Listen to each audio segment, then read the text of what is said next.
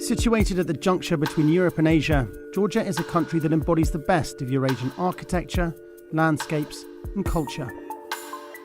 But it is also home to more than 260,000 internally displaced people, or IDPs, some of whom were left homeless after the Georgia-Russia crisis of 2008.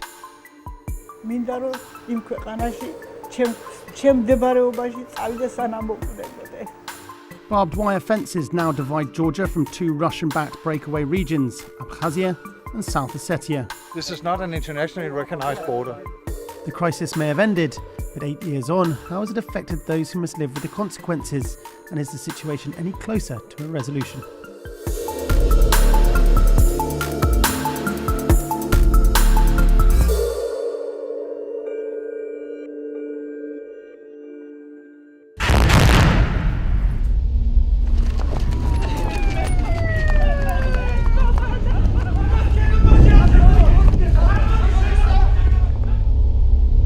On August 7th, 2008, fighting broke out between Ossetian separatists and the Georgian military.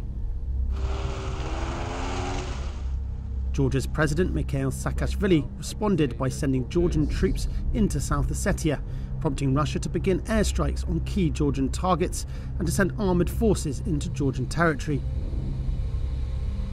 The fighting lasted only 5 days, but that was enough to leave hundreds of people dead and more than 190,000 displaced.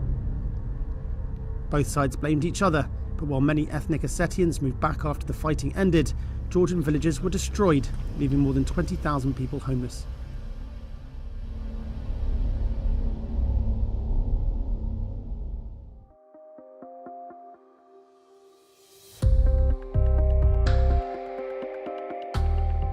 Today, the scars are still visible and Georgia is still divided.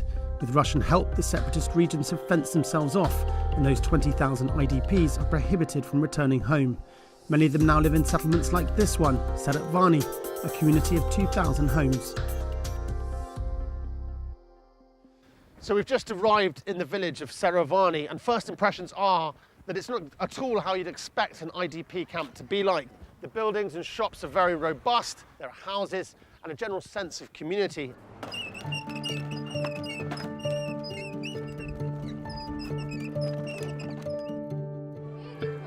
Our first stop was at the local school.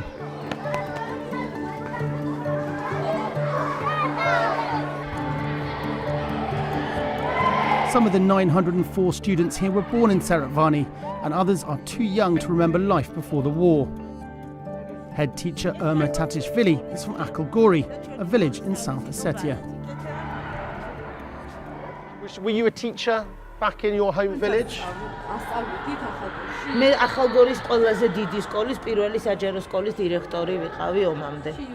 ამჟამად სკოლაში მუშაობს 62 მასწავლებელი, რომელთა დიდი ნაწილიც თავისთავად ცხადია არის დევნილი. Could this place ever be home, or when you think about home you still only think about your village?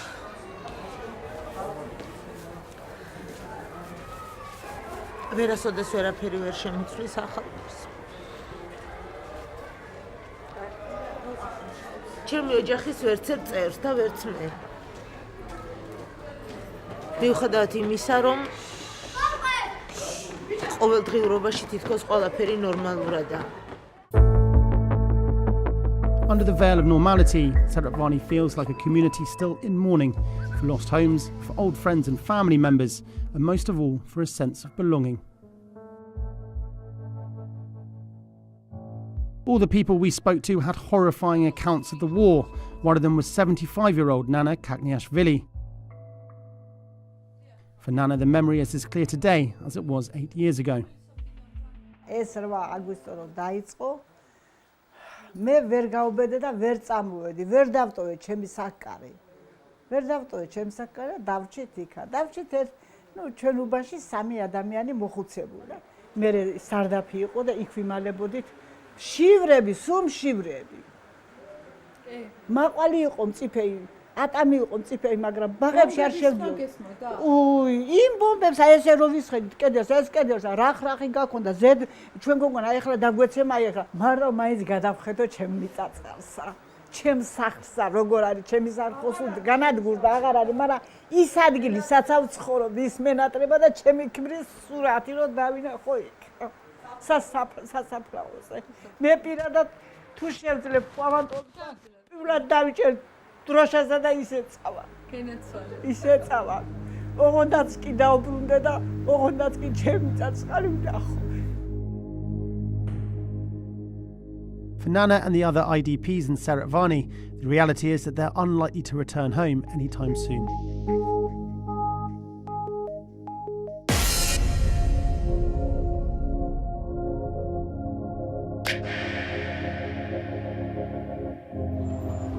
In Tbilisi, a dedicated government ministry was started in 2008 to try and find a peaceful way to reconcile with Abkhazia and South Ossetia, also known in Georgia as the Skin Valley region. We went to meet the State Minister for Reconciliation and Civic Equality, Keti Sikelashvili. What has been believed to be an illusion of independence, in fact, is a total and intense attempt of Russification.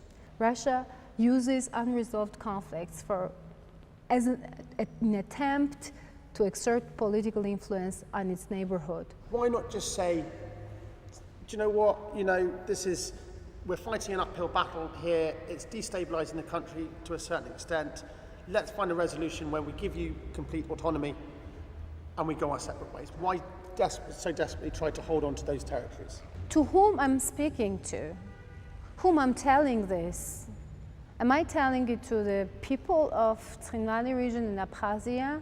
Those people today live in IDP camps. They have a stake, they have homes, they have a say. But in a country that remains divided, reconciliation and reintegration still seem a long way off.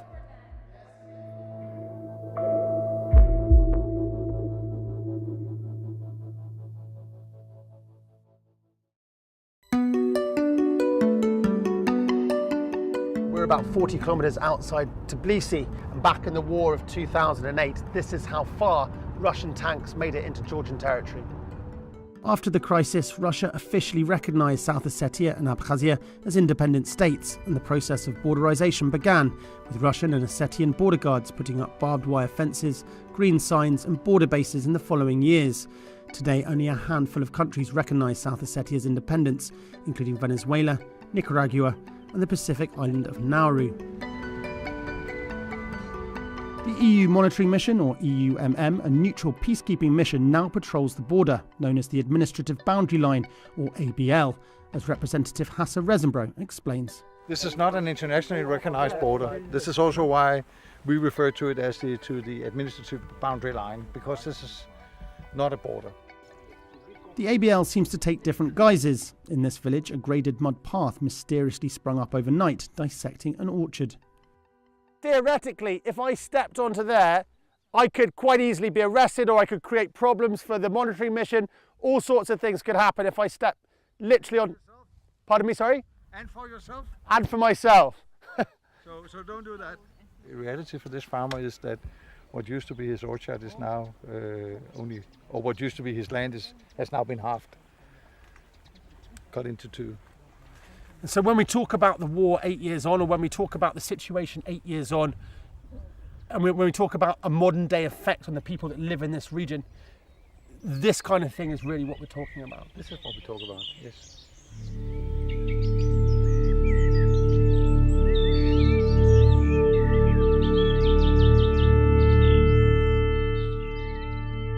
In some places, the ABL isn't marked at all, which means that local people accidentally cross while herding cattle or farming their land, and when that happens, they're detained by Russian or Ossetian border guards.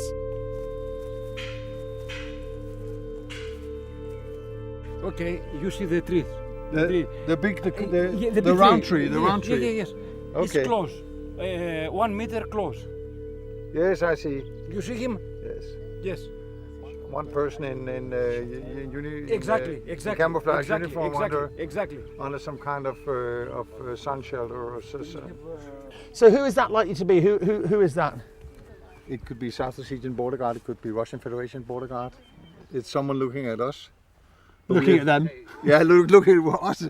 They look at us looking at them. Could he just be a regular guy who lives around here? No. I don't think so. It looks like a uniform, camouflage uniform. Yeah, not particularly well camouflaged, given that we can all see him. Although the EUMM are neutral, they're denied access into South Ossetia. However, they do provide a hotline that is activated when someone is detained and then act as an intermediary between Russian, Ossetian and Georgian authorities. How often is that hotline activated because there's been someone detained? That varies. That could be several times a week. It could be several times a day. Sometimes the family have to bring money to pay the fine, and then they're released.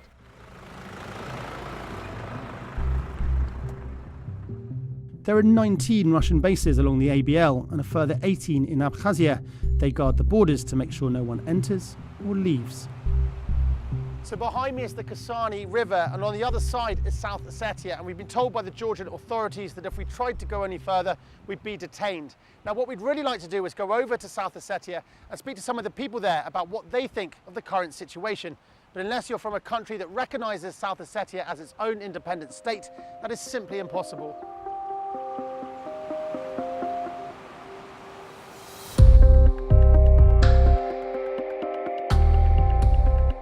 There are, however, a small number of Ossetian IDPs in Georgia.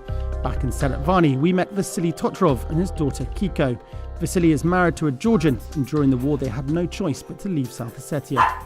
How do people in South Ossetia feel about the situation here in Georgia at the moment? იმ ხელმძღვანელობამ, რომელსაც სურს საქართველოსთან კავშირი გააწყვეტნო, საწარმოოს ის ნეგატიური ინფორმაციით სამუშაოები, რომელიც მათზე მოახდენს ყველანაირად უარყოფით ზეგავლენას იმასთან დაკავშირებით, რომ საქართველოსთან ყველანაირად სიზრული დაუთესო. What hopes do you have for your daughter after she's graduated? What sort of Georgia do you want her to graduate into? იყოს ერებს შორის ჰარმონია, რა ვიცი, წესიერი დამოკიდებულება არ უნდა განასხვაო. შეთავაზებად საქართველოს მთავრობას მე მას ვეთანხმები. აი იმას, რომ სთავაზობს საქართველოს მთავრობა ავტონომიას და აბა ეხლა რა არის? ჩაკეტილია ცხინვალი და ვაკუუმშია, ხო? ვერ გამოდიან რუსეთის სახელით, არ გამოდიან საქართველოს სახელით და არ აქვთ თავეთის სტატუსი.